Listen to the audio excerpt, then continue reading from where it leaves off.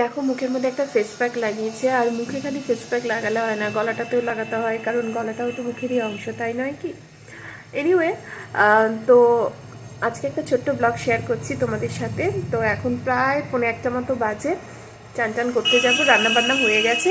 তাহলে চলো তোমাদের দেখিয়ে দিই আজকে কী কী রান্না করলাম। দেখো ফার্স্টে যেটা আছে ডিমের কারি, মানে ঝোল মতন আলু টালু দিয়ে এটা করেছি। আর তারপর আছে এটা হলো একটা বাঁধাকপির তরকারি চিংড়ি মাছ দিয়ে, এটা করলাম। আর করেছি ডাল ওই পেঁয়াজ দিয়ে, আর শেষ পাতের জন্য একটু চাটনি, বুঝেছো? তো আর কিছু করিনি মোটামুটি, আর ভাতটা দেখালাম না। তো এই ছিল আজকের মেনু। ভাতটা তো বললাম দেখালাম না, কারণ ভাত আর কি দেখাবো, তো রান্নাঘরে আছে। এনিওয়ে, তো তোমরা কেমন আছো সবাই? আশা করি ভালো আছো।